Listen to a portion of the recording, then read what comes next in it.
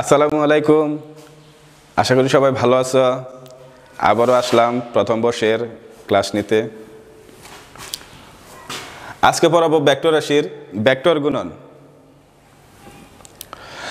Vector গুণন কাকে বলে? দুটি ভেক্টর রাশির গুণফল যদি একটি ভেক্টর রাশি হয় তবে এই গুণনকে বলা হয় ভেক্টর রাশির ভেক্টর গুণন। মাঝখানে ক্রস চিহ্ন ব্যবহার করা হয় বিদায়, দুটি ভেক্টরের মাঝখানে ক্রস চিহ্ন ব্যবহার করা হয় বিদায় এর আরেকটা নাম হচ্ছে ক্রস গুণন। আরেকটা নাম ক্রস গুণন। এই গুণফলের কি কি থাকবে? তাহলে মান এবং দিক থাকবে। যেহেতু দুইটি ভেক্টর গুণ করলে নতুন একটি ভেক্টর পাওয়া যায়, এজন্য এই গুণফলের মান এবং দিক থাকবে। এই গুণফলের মান হবে ভেক্টর দুটির মান এবং তাদের মধ্যবর্তী কোণের সাইনের গুণফলের সমান। তাহলে আমরা এ এবং বি কে যদি ক্রস গুণন করি তাহলে A vector cross B vector সমান এ ভেক্টরের মান বি ভেক্টরের মান মধ্যবর্তী কোণ থিটা ধরছি, তাহলে সাইন থিটা ইন্টু দিক আমরা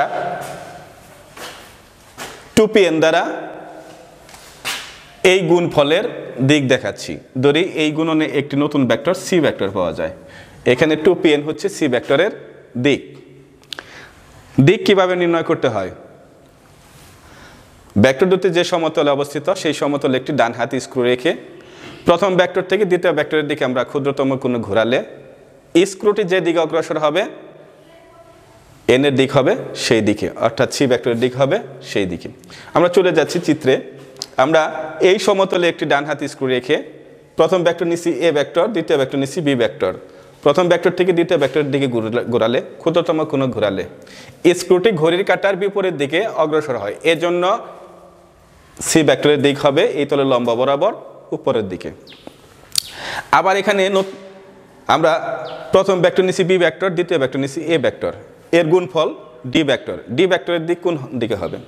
তাহলে প্রথম ভেক্টর বি ভেক্টরে যায়, বি ভেক্টরের দিকে দ্বিতীয় ভেক্টর এই ভেক্টরের দিকে ক্ষুদ্রতম কোণে ঘুরি। তাহলে আমরা দেখতে পাচ্ছি এই ঘূর্ণনটা ঘড়ির কাঁটার দিকে, এজন্য ডি ভেক্টরের দিক হবে এই তলের লম্ব বরাবর নিচের দিকে। তো আমরা আজকে কি বললাম? দুটি ভেক্টর রাশির ভেক্টর গুণন। ভেক্টর গুণন কাকে বলে? আমরা জানি দুটি ভেক্টর রাশিকে যে গুণন, দুটি ভেক্টর রাশির যে গুণফল একটি ভেক্টর রাশি হয় তাকে বলা হয় ভেক্টর গুণন। মাঝখানে ক্রস চিহ্ন ব্যবহার করা হয় বিদায় একে ক্রস গুণনও বলে।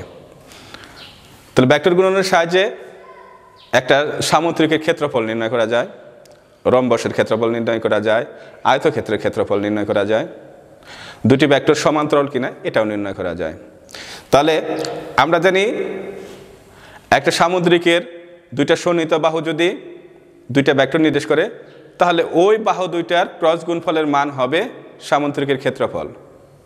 আর যদি একটা সামুদ্রিকের দুইটা কর্ণ দুইটা ভেক্টরকে নির্দেশ করে তাহলে ওই সামুদ্রিকের ক্ষেত্রফল হবে ওই ভেক্টর দুটির গুণফল ক্রস গুণফলের মানের অর্ধেক, ভেক্টর দুটির ক্রস গুণফলের মানের অর্ধেক।